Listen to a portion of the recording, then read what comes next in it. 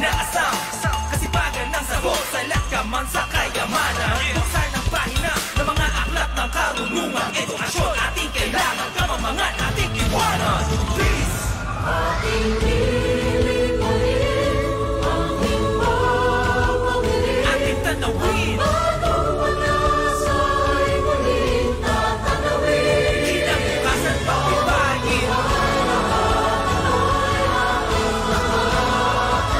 pilitin mo gawin, gusto ang pagsisita, pag-asa ay yakapin, edukasyon ang kayamanan ang kahit di naman, isang pangarap ang tutupad, magsisikapan ng lahat.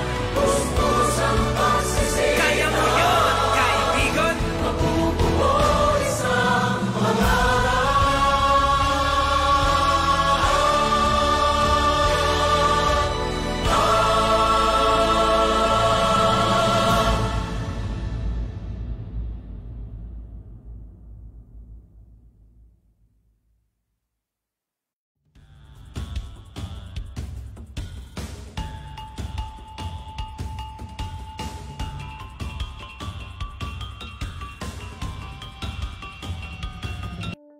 The COVID-19 pandemic has brought unprecedented changes to our usual ways of living. But the Department of Education remains unfazed by these challenges to fulfill the mission of Sulong Edukalidad, the rallying call for national effort to deliver quality basic education to all Filipinos, which involve aggressive reforms in the 4 key areas: the K-12 curriculum review and update, improving the learning environment, teachers upskilling and reskilling, and engagement of stakeholders for support and collaboration to move forward together as we prepare the education system for the future. The call for Sulong Edukalidad will continue, and we have built the framework of the Basic Education Learning Continuity Plan, or the BELCP, to put the needs of the learners at top priority. DepEd's BELCP is the major response and commitment to protect the health, safety, and well-being of learners, teachers, and personnel. The plan aims to provide opportunities to continue education even in these trying times with a BELCP in place, supported by an unprecedented number of diverse stakeholders from the academe, media, industry groups, NGOs, business and private individuals. Sulong Edukalidad will be able to sustain the aims in its reform for quality basic education. In our journey towards quality education, we have established the 4 pillars of aggressive reforms from the start, and we have been continuing to progress in these pillars. In improving the learning environment, we took action in the construction and rehabilitation of school buildings, ensured the availability of learning materials and equipment, and prioritized our last-mile schools. The challenges of the pandemic also brought to light the urgent need to upgrade our ICT infrastructure to service the needs of education. In terms of the teachers upskilling and reskilling, we were able to establish more innovative professional standards for teachers and school heads. We have aligned the professional development of teachers with their career progression to track their development as part of the National Educators Academy of the Philippines transformation. With the launch of the Education Futures program, where we will be focusing on innovative actions and solutions to improve the state of our education, we are now more than ready to start a new journey and continue our fight for quality education for all Filipino learners. Finally, we've given high importance to the engagement of stakeholders for support and collaboration. In support of this, we have convened the Philippine Forum for Accessible Quality Basic Education, or the Education Forum, which leverage other partnerships for education quality and strengthen partnership with the Philippine Normal University as the country's national center for teacher education. The department has also been developing a professional development program for teachers and school leaders in order to equip them with the skills, materials, and data that will allow them to help their students prepare for PISA 2022. This intervention consists of the following components: online training for teachers and school leaders, development of learning materials and practice tests for students, deepening the analysis of the PISA 2018 results, and supporting school-level action research. Now that the year is about to end, our commitment to sulong edukalidad will continue and will be far from being gone. With a lot at stake, considering our new knowledge and experience from this year's challenges, we are equipped to face a new future.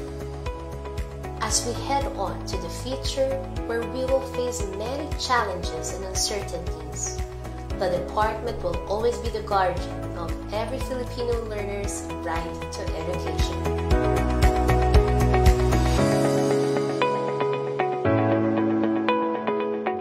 Sino ba ang hindi naapektuhan? Sino ba ang hindi nag-alala? Sino ba ang hindi nalito? Lahat tayo ay naapektuhan. Lahat tayo ay nag-aalala. Lahat tayo ay nalito. Dahil binago ng pandemyang dulot ng COVID-19 ang paraan ng pamumuhay ng lahat ng mga Pilipino saan mang sektor ka nabibilang. Tumigil ang panandalian ang ating mga nakagawian. Tumigil ang lahat ng uri ng transaksyon. Tumigil ang lahat ng operasyon ng mga paaralan. Nakalilito. Nakakaba. Paano na ang kinabukasan ng mga kabataan? Paano na tayo sa hinaharap?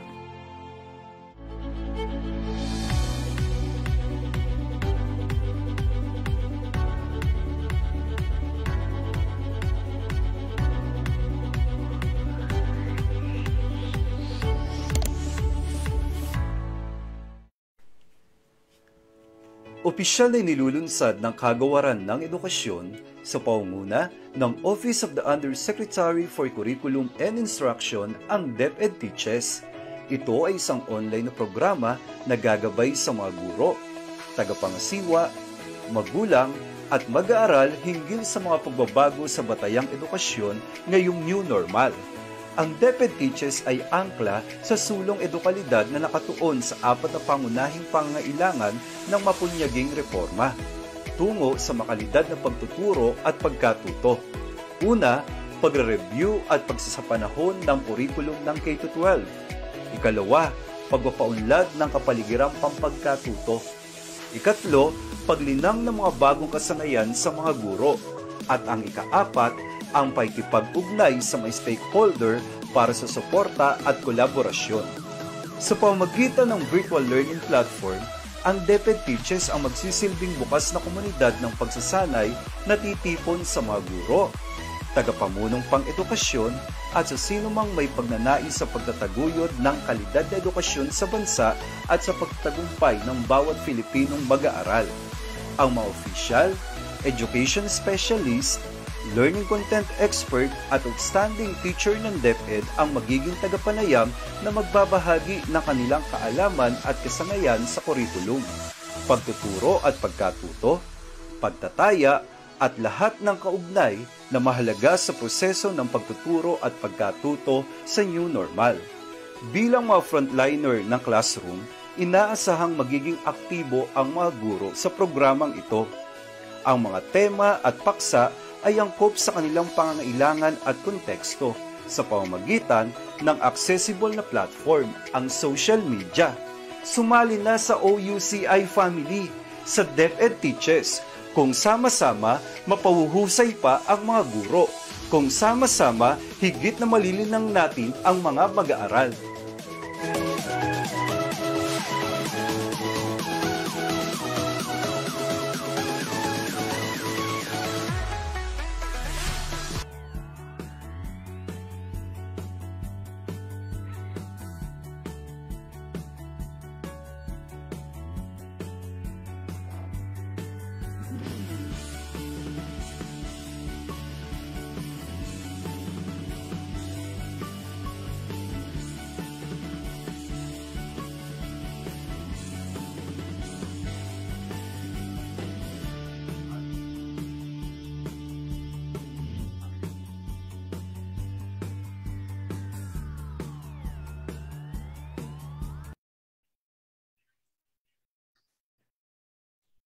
After every storm, the sun will shine and there comes clear open skies. For every problem, there is a solution. Good afternoon to all and welcome back to all our solid viewers of DepEd Teaches. We hope everyone is doing well, in good shape, and you are safe together with your family.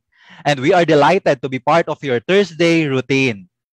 There are thousands of viewers tuning in right now in our various social media platforms, namely the DepEd Philippines Facebook page, DepEd YouTube channel, DepEd Tayo, and of course, let's not forget the official Facebook page of our program, the DepEd Teaches. So today, we are all set for yet another remarkable presentation on our current theme, teaching and learning in the new normal, trends and innovations. So good afternoon to you, Ma'am Anna. And what have we prepared for all our viewers today? Happy Thursday, everyone. I'm super excited today, Sir July, for we're going to have an amazing presentation from another excellent speaker. Here on DepEd Teaches, we are always dedicated to helping you attain knowledge and skills for the improvement of the teaching and learning process. And today we will talk about brain-based teaching strategies.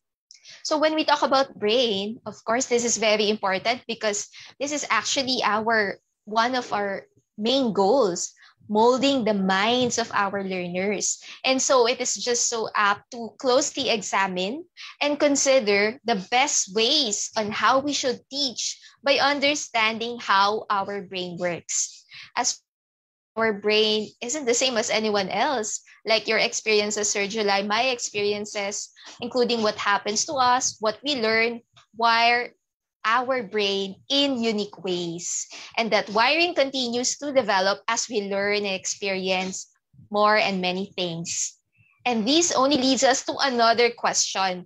How can we find the most effective and efficient way to impart knowledge? After all, most of our investment, including our time, effort, and resources, are used for the development of our brain, or shall we say, our thinking process.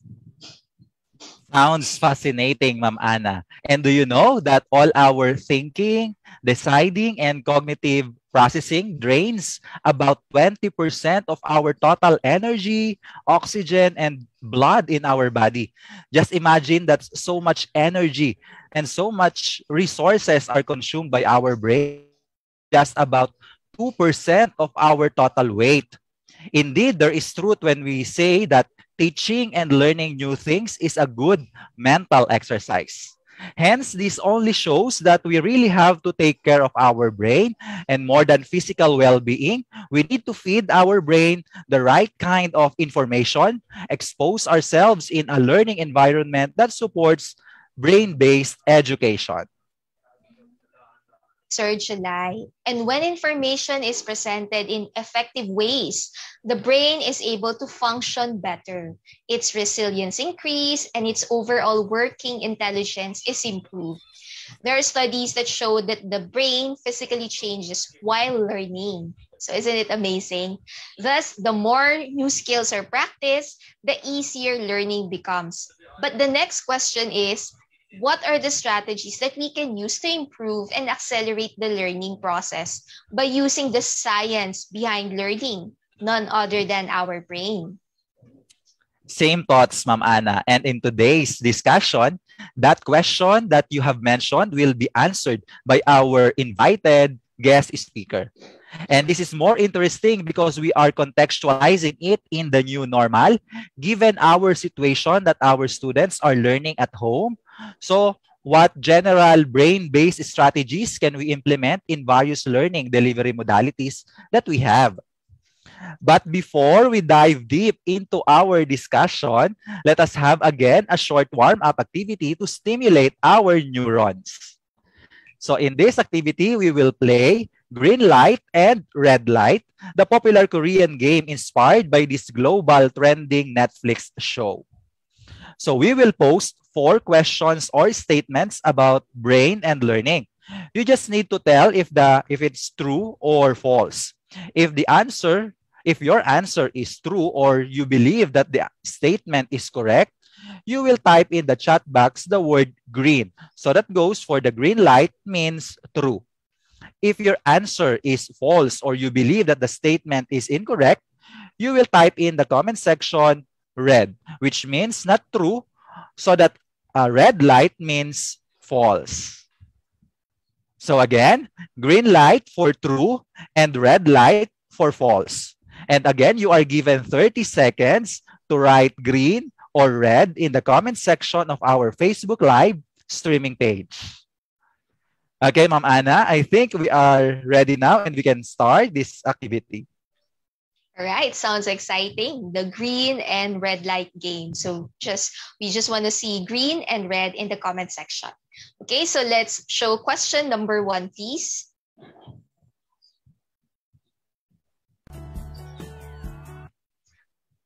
Let me read to you the first statement. Our brain is built for multitasking. Hence, we are good multitaskers, especially nowadays. Our brain is built for multitasking. Hence, we are good multitaskers, especially nowadays. Is it green or red light?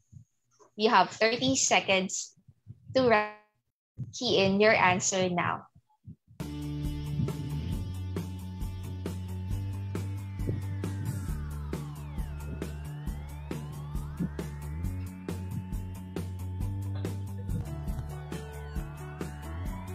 Facebook Live streaming page.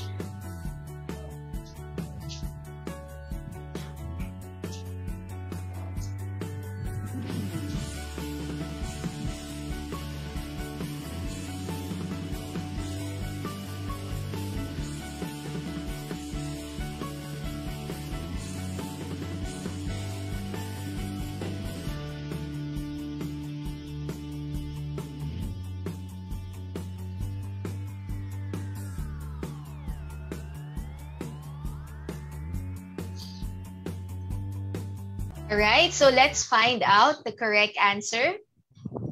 Is it red or green light? We are good. Our brain is built for multitasking, hence we are good multitaskers, especially nowadays. And the answer is, it's a red light. Okay, so this idea that we are, it is one of the neuro myths based on the book Urban Myths About Learning and Education by Pedro Bracquier, Paul Kirchner, and Kasper Halshoff. I hope I pronounced their names correctly. They say that switching from task to task, you think you're actually paying attention to everything around you at the same time, but actually you're not paying attention. The brain is force switched among multiple cognitive loads as these tasks use the same part of your brain. And there's a study that shows that those who multitask are worse performers. Can you believe that? And they struggle because they cannot filter out irrelevant information, slowing down completion of the cognitive task at hand. That's why it's very important as teachers or to anyone that we have to design balanced instruction that considers the wellness of our learners. We cannot expect them to perform many tasks all at the same time. This would only pressure and stress them. So I agree with the statement that we are actually not good multitaskers. It's just a neuro myth. What do you think about it, Sir July? Yes, Ma'am Anna, I also share the same thinking.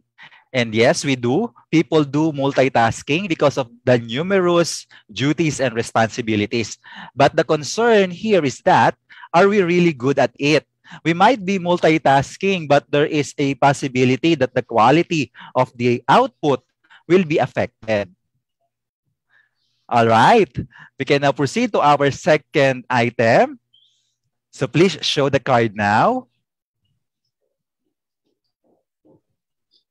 The left half of the brain is analytical. The right half is creative. So again, the left half of the brain is analytical. The right half is creative. So you may now answer now. Is it green or is it red? 30 seconds. Start now.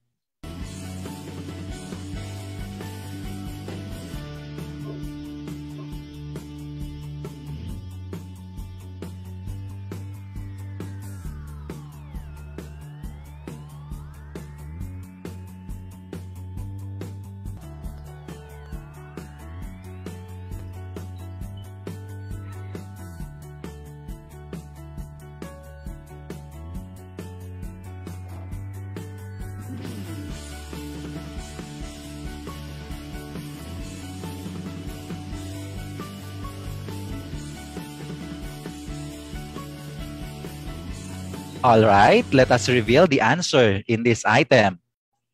The left half of the brain is analytical. The right half is creative.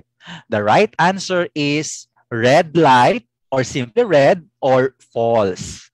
So again, this is one of the newer myths based on the book Urban Myths About Learning and Education by Pedro de Brucker, Paul Krishner, and Kasper Halshoff.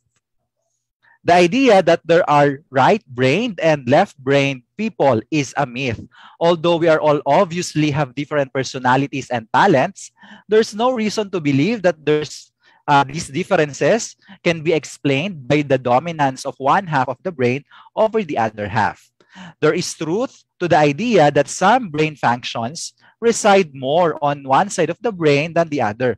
But for more individual personality traits, such as creativity or the tendency toward rational rather than intuitive, there has been little or no evidence supporting a residence in one area of the brain. So this is quite interesting. I remember there are some online tests that measure whether you are right or left brain person. And now it's clear that we cannot just generalize a person's talent or skill and attribute it to brain dominance. Brain is indeed such a complex system in our body. That's a new learning for me, Sir July. All this time, I thought if you're, for example, you're good in language, then most likely I would say, oh, that person is a left brain person. But this neuro myth says otherwise. So this is getting more interesting. All right, so let's continue. For the third statement, please.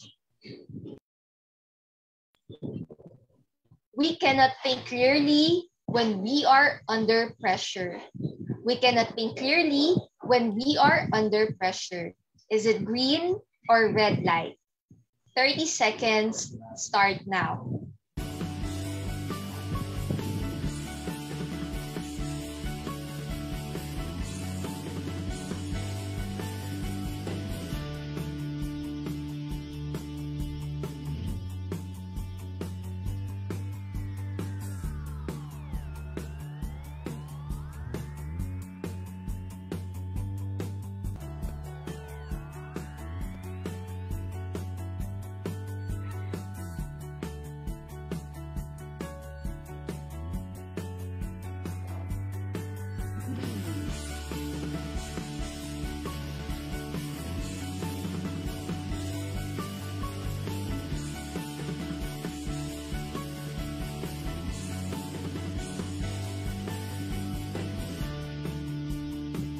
Okay, so let's find out what's the correct answer. Is it green or red? Green light. So it's a fact, or it's true, that we cannot think clearly when we are under pressure. And the thinking that we think most clearly when we are under pressure, that's another neuro myth, according to the same reference that we use for this activity. As they say, our stressful emotional state may cause us seemingly forget an important piece of information, and this can result in worse performance on the task than we expected. And there are studies that show that when we are under pressure, this interrupts the functioning of working memory. And of course, if you interrupt the ability of working memory to stay focused, then performance can suffer because of the changes of attention that occur in our brain. Even our emotions and motivation are affected. Luckily, there are some strategies that we can use in learning and even in our personal lives that we can use to relieve and manage stress or stressful situation. I can relate to this, Ma'am Ana. It is really not easy to produce good work when you are pressured or when you are stressed. And so I am amazed with those people who can say that they can work under pressure. But it is an interesting information that in reality, we cannot think clearly when we are under pressure. All right, so for the last question, green or red light, please show the card now. So the statement, playing brain games doesn't make you smarter. Again, playing brain games doesn't make you smarter. Is it a green light or a red light? You may answer now. 30 seconds starts now.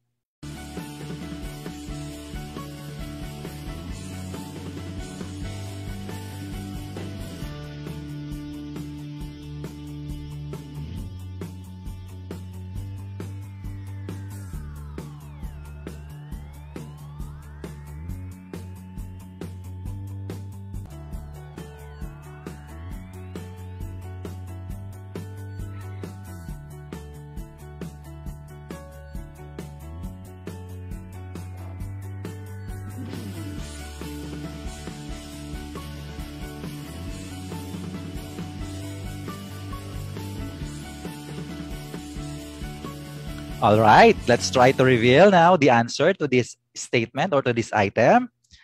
So this is a, let's see, so this is a green light.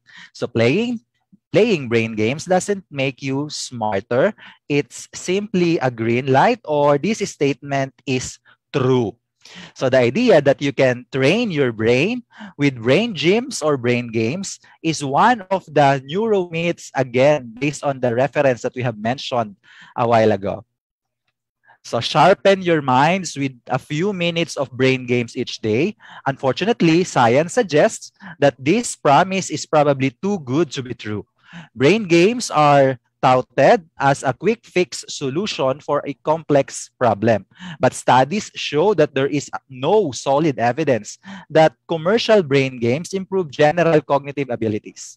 Some memory training programs appear to produce short-term specific training effects that do not or we cannot generalize. But don't worry, brain games aren't a complete waste of time. They provide us mental stimulation, the kind of brain stimulation that doctors advise, especially to the elderly people, to get from crossword puzzles and other mind games. So they are fun, engaging, and even competitive. So given this with these neuro myths, one thing I can recommend is that one best way to keep your brain at its best may be to maintain your overall well-being with healthy diet, exercise, and plenty of sleep. And so that ends our short mental exercise. I hope you have fun and joyful discovery of what we have presented to you. And to further learn more about brain-based strategies, we are formally introducing our resource speaker. I am honored to introduce to you our speaker today. She's one of my mentors way back in college. She's been really kind and an awesome teacher. I learned so much from her. Dr. Sterling Plata is a growth mindset mentor and an advocate of neuroscience in education. As a burnout survivor, her mission is to help students and teachers develop strategies for well-being in order to achieve their full potential through the recent developments in mindfulness and brain science. She is an associate professor at Salle University, Manila. She is also the founding director of the Core Academy for Assessment Literacy. Ladies and gentlemen, to talk about brain-based teaching strategies in distance delivery modalities, please welcome Dr. Sterling M. Plata.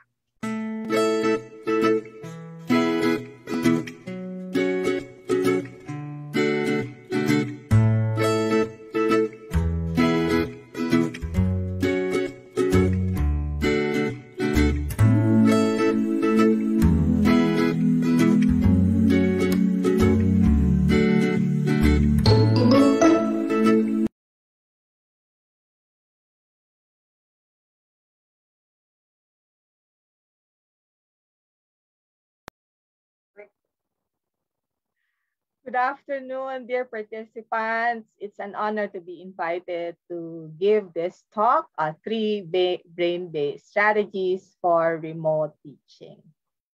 Our webinar roadmap. First, we're going to talk about facts and myths about the brain, and then talk about neuroscience and education. And then I'm going to talk about three neuroscience-based strategies and the way forward. All right, just a reminder, of course, you can take screenshots, not just do not post them online. Thank you. Okay, so please get a piece of paper. Write numbers 1 to 5. All right, so all you have to do is write if it's a fact or a myth. Right, number 1, we only use 10% of our brain. Is it a fact or a myth? Number 2, our brain is hardwired. What do you think? Number 3, brain-based games improve memory. Is it a fact or a myth? Number 4, your IQ stays the same throughout our lives. Okay, fact or myth? And number 5, left-brained people are organized while right-brained people are creative. Fact or myth? I'll give you some time to review your answers. And then we'll check your answers. Okay, so the first one, myth, is that we only use 10% of our brain. So according to this article, the entire brain is constantly active, even in periods of sleep, regulating, monitoring, sensing, interpreting, reasoning, planning, and acting.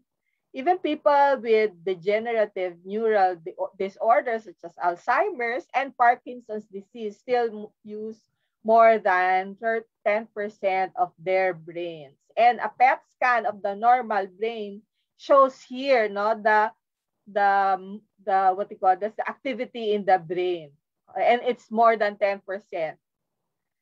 Okay, the second one is that our brain is hardwired. Okay, the truth is that it is plastic, it is malleable, and the term that is used is neuroplasticity of the brain. The good news is that in this video, we will learn that we can rewire our brain. All right, so let's watch this.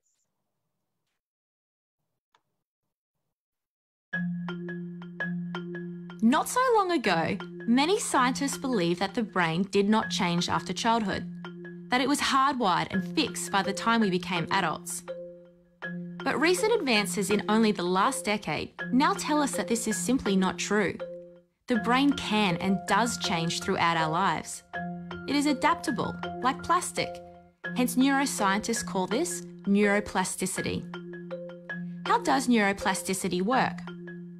If you think of your brain as a dynamic, connected power grid, there are billions of pathways or roads lighting up every time you think, feel, or do something. Some of these roads are well-travelled. These are our habits, our established ways of thinking, feeling, and doing. Every time we think in a certain way, practice a particular task, or feel a specific emotion, we strengthen this road. It becomes easier for our brains to travel this pathway. Say we think about something differently, learn a new task, or choose a different emotion. We start carving out a new road. If we keep travelling that road, our brains begin to use this pathway more, and this new way of thinking, feeling, or doing becomes second nature. The old pathway gets used less and less and weakens. This process of rewiring your brain by forming new connections and weakening old ones is neuroplasticity in action. The good news is that we all have the ability to learn and change by rewiring our brains. If you have ever changed a bad habit or thought about something differently, you have carved a new pathway in your brain and experienced neuroplasticity firsthand. With repeated and directed attention towards your desired change, you can rewire your brain. All right, we can rewire our brain. And three things. Number 1, when we think in a particular way, right? When we act in a particular way, when we practice. So that means those are the 3 things that if we do regularly, or if we encourage our students to do regularly, then those are ways that can rewire their brain. The third myth is that brain-based games improve memory. So this BBC commissioned study that investigated the theory found that even if they played memory games for 3 times a week for 10 minutes, the study showed that after 6 weeks, the test subjects didn't demonstrate an improved cognitive function in tasks for which they did not specifically train in the game. So take note of that. Number 4, your IQ. It's a myth that your IQ stays the same. First, the IQ is not really a good test of intelligence. All right. But intelligence is fluid, and then the ability to think quickly and recall information peaks at age 18 and tapers off as you get older. And conversely, someone's emotional intelligence can continue to improve until the age of 30. All right. So there's hope, no, because the intelligence is not fixed. Okay. Number 5. This study on the evaluation of left brain and right brain hypothesis showed that it debunked the myth that people predominantly use one side of their brain more than the other, because through the MRI that they did, they found out that activities are on both left and right, and that left and right brain they're really not separated. They're connected, actually connected. So it's not true. Now, let's talk about the 3 neuroscience-based strategies for remote teaching. Neuroscience is the science of the brain. And so what I'm going to share with you are strategies based on research. So the first one is to teach about positive self-talk, teach about the power of a growth mindset, and design lessons for motivation. Strategy number 1 is to teach positive self-talk. Recall the time when you wanted to do something and you were scared to do it, or there were a lot of obstacles. Okay? What were the positive self-talk or words or phrases or mantra that you tried and you would tell yourself, and those words help you to be able to finish the project or do the task? So these are some tips on how to teach positive self-talk. Positive Choices presents Positive Self-Talk. Positive Choices Social and Emotional Learning is a program for schools and for families. The content of this video can be found in both programs. Your brain is truly amazing. It helps you with everything you do, like breathing, visualizing, sleeping, and learning with others. Inside your brain, there are tiny things called neurons. When you learn and practice something, your neurons make connections to other neurons. These neurological connections make your brain stronger. Your brain thinks a lot. In fact, take a moment and guess how many thoughts you have per day. Researchers estimate anywhere between 50,000 and 80,000 thoughts go through your brain. Some of these thoughts are negative, like, this drawing's so difficult, I'll never be able to do it. While others are positive, like, this is a challenge, but the more I practice, the better I'll get. To increase the amount of positive thoughts you have, you can practice something called positive self-talk. This is thinking and saying positive and encouraging things to yourself. So why should you practice positive self-talk? And what would that even sound like? Researchers have found that the more positive self-talk people practice, the happier, healthier, and stronger their brains become. Now, let's take a look at 6 things you can tell yourself to practice positive self-talk. Number 1, if you're faced with a challenging task, try telling yourself, my brain is amazing and can do amazing things. Number 2, let's say you're going to learn how to do something new that requires a lot of practice. Try telling yourself, the more I practice, the easier it gets and the stronger my brain becomes. Number 3, if you make a mistake, like in math or even if you say something unkind, remind yourself it's okay to make mistakes. When I learn from my mistakes, my brain makes more connections. Number 4, if you see a problem in this world, or if you yourself have a problem with someone else, try telling this to your brain. My brain has the power to solve problems and make things better. Number 5, If you're going to learn something new, and maybe you're lacking motivation or it just seems really hard, tell your brain, learning something new makes my brain stronger. Number 6, we all need to be reminded of this. I am unique and special. I am worthy of love just the way that I am. Now that you know about positive self-talk, teach others about it too. And remember, the more you practice, the more connections your brain makes, and the healthier and happier you are. All right. So positive self-talk is not just about helping our brain, no, but it also helps us to be happier, no, and healthier.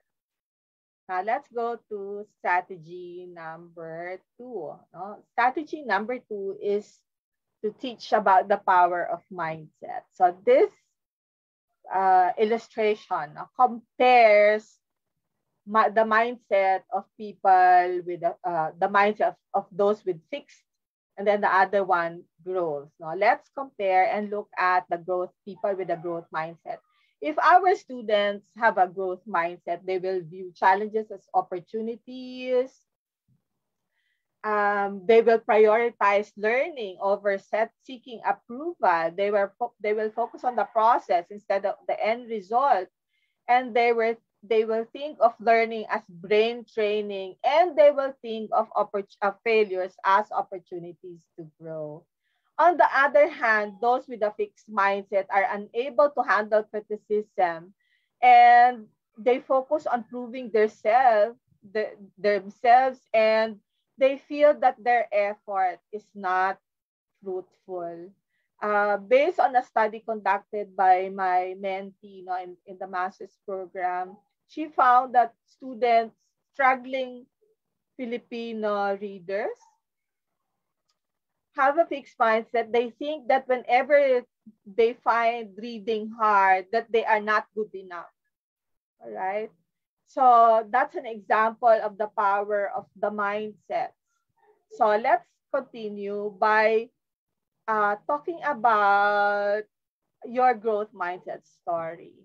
Recall how a teacher inspired you to step outside your comfort zone, and how did this mentor develop that mindset?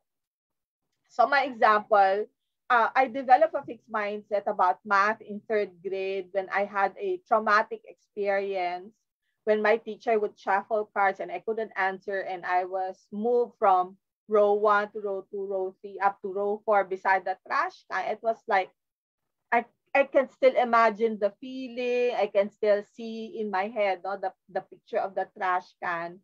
But I had a mentor, a teacher in advanced statistics while I was taking my PhD. And this teacher helped me develop a growth mindset by helping me focus on small goals and helping me achieve those small goals or micro goals. And so by teaching students or sharing our own mindset story, they will understand the power of a positive mindset or a growth mindset. I'm going to play this video, and I use this to demonstrate the words that a person with a fixed mindset uses. So try to list down the words or phrases used by this singer.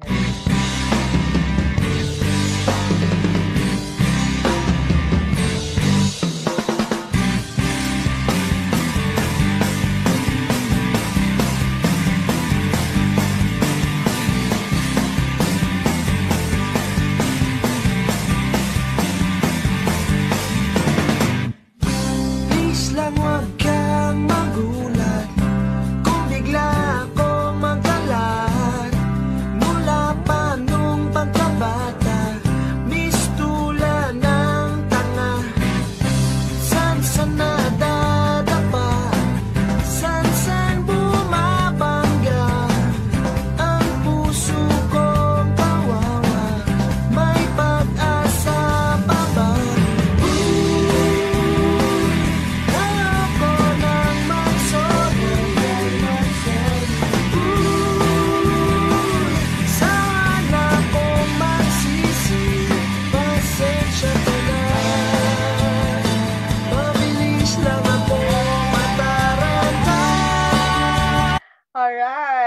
So, did you recognize the fixed mindset words?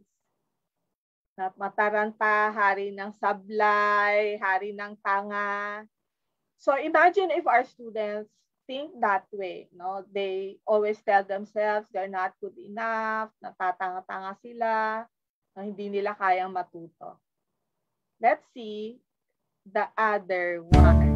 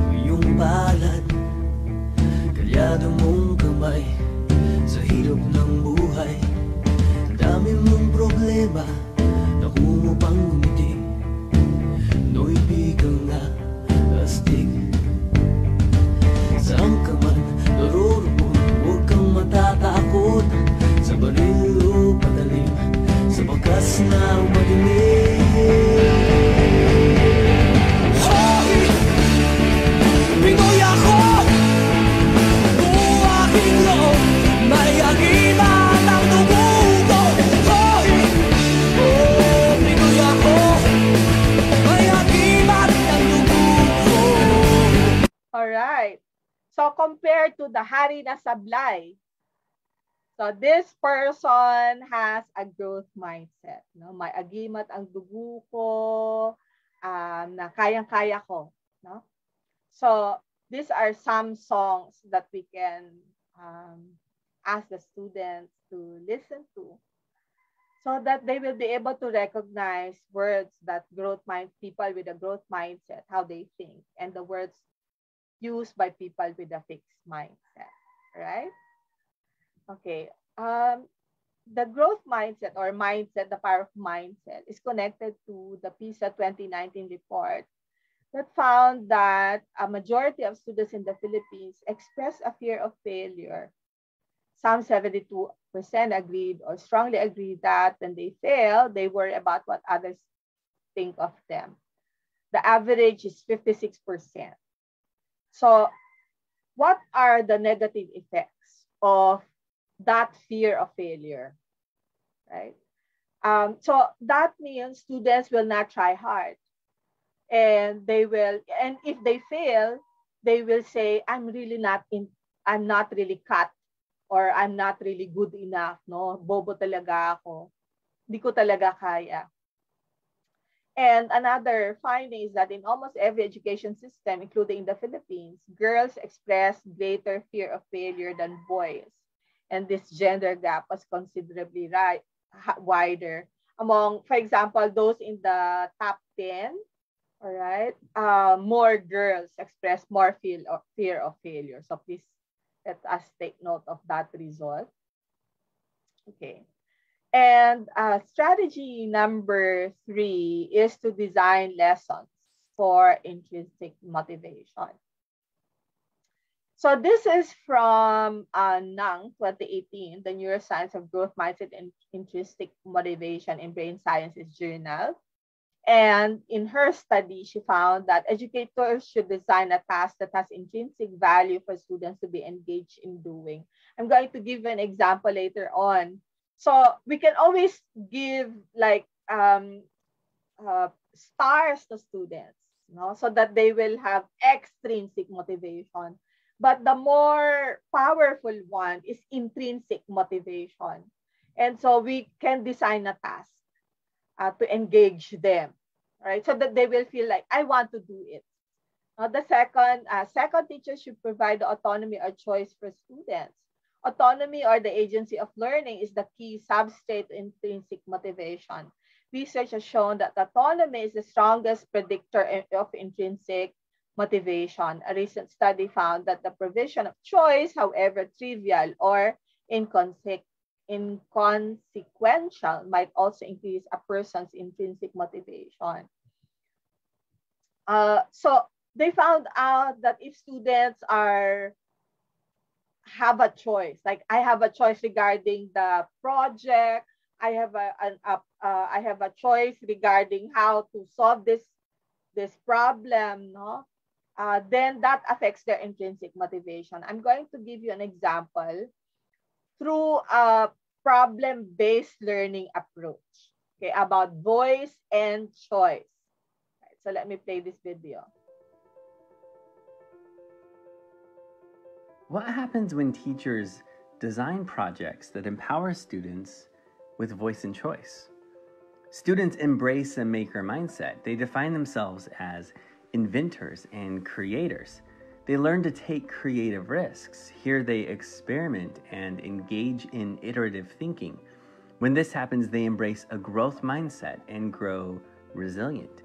They become problem solvers and systems thinkers. They become divergent thinkers, thinking outside the box. They'll use creative constraint to find original uses for materials. Here they discover it's okay to be different. Often students embrace curiosity and wonder. They become explorers, seeking out new information and thinking critically. They grow more empathetic as they design meaningful products that they launch to the world. On an academic level, students are more engaged and the information sticks. There's often an increase in student achievement. Meanwhile, they learn key skills like project management, collaboration, and communication. True, these projects will prepare students for the creative economy, but more importantly, they empower students for a creative life. Here they see that making is magic. We know that there's a time crunch in schools. Materials can be scarce. Sometimes you're stuck with a tight curriculum map. But when you, as a teacher, empower your students with voice and choice, they become the makers who change the world. Okay, how do we help students to become makers, okay, and creators? So let me share my experience teaching problem-based learning and service learning. So we teach purposive communication, and purposive communication focuses on sustainable development goals. Students are grouped into 3 members. Okay? Each group has a particular SDG number. So for example, there are 45 students, then group number 1 will focus on SDG number 1. But where is the choice? The choice is on the local problem. They can choose a local problem. For example, some of my students who work on SDG number 1, no poverty, focused on jeepney drivers. Some focus on women and children. Some focus on the elderly. They also focused on a particular area, such as Batangas. The second one is the choice with regard to interdisciplinary solutions based on research. What they did was they looked for interdisciplinary solutions to solve a particular problem, such as good health and well-being, where they focus on mental health. And they found solutions from, of course, psychology, from education, from business as well, no? And so they had the choice. The next one is a choice regarding the NGO to help through the publication materials, publicity materials. So first they analyzed the local problem. Okay, then they wrote a problem solution evaluation essay. Next, they attended an advocacy forum where non-government organizations talked about their advocacies. And from there, they chose an organization or NGO to help. And the help that they provided was in connection to the course, which is purposive communication with the mission. They prepared infographics, they prepared short video clips, they provided posters, no? Okay. And through service learning, they were able to apply the skills of communicating to a real audience, choosing a particular platform, addressing the needs of the audience. No? The tasks are also authentic. We focus on intrinsic motivation. There's intrinsic motivation to learn and to serve. And there are reflection prompts that help them to evaluate the learning and values as well. All right.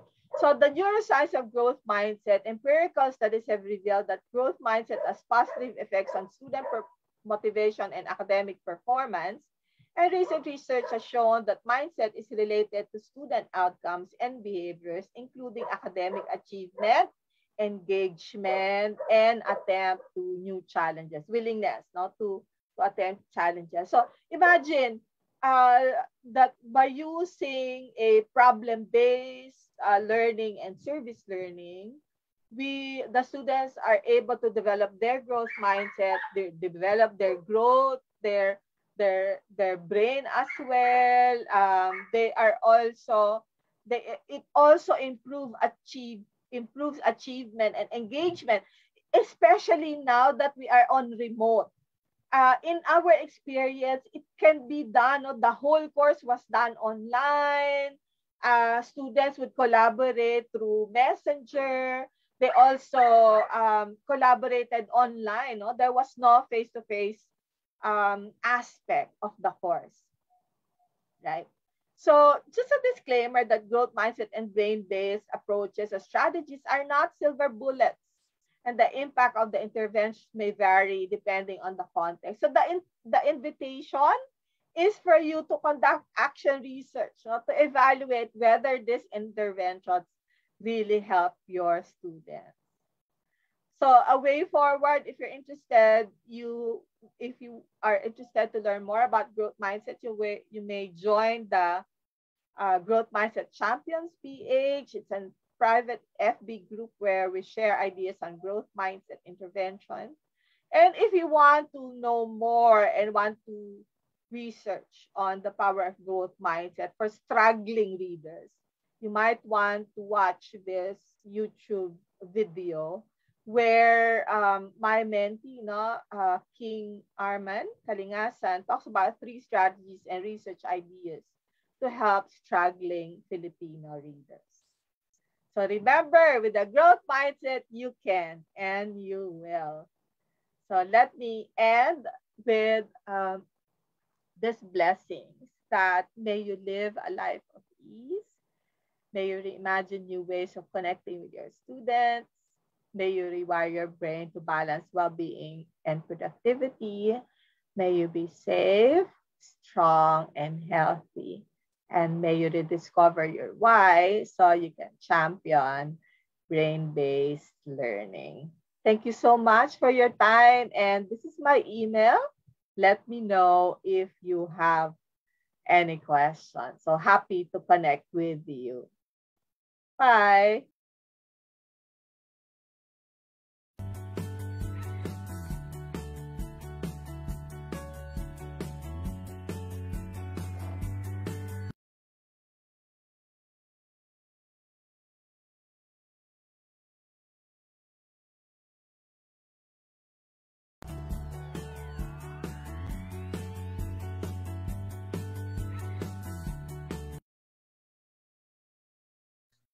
Thank you so much, Dr. Sterling Plata, for an intellectually stimulating discussion. I am sure our viewers are delighted with what they have discovered and realized about how our brain works and its implication in our teaching and learning process. The strategies are clear and manageable to implement in all learning delivery modalities. And so, to our live audience on DepEd Philippines and DepEd Teaches Facebook page and the rest of our social media platforms, don't forget to share your insights and comments using the hashtag I support DepEd Teaches and hashtag DepEd Teaches episode 40. You can also share your selfie post while you were listening in today's presentation, and we really love to hear your feedback. Thank you very much, Dr. Sterling Plata. It's nice to listen to your presentation again. So for those who haven't registered yet, you can scan the QR code or access the link to do a one-time registration for this month of October. Evaluation will be given on the last week, and if you pass the evaluation, you will receive your certificates.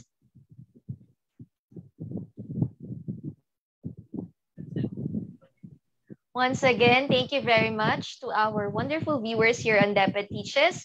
This wraps up our 40th episode. On behalf of the curriculum and instruction strand, thank you, dear teachers, for always tuning here on DepEd Teaches. It is once said that we have to fill our brain with giant dreams, so it won't have space for petty pursuits. Just like here on DepEd Teaches, our giant dreams that we want to instill in your mind is our mission here on DepEd Teaches, which is about empowering teachers, enabling learners. See us again next week and stay safe, everyone.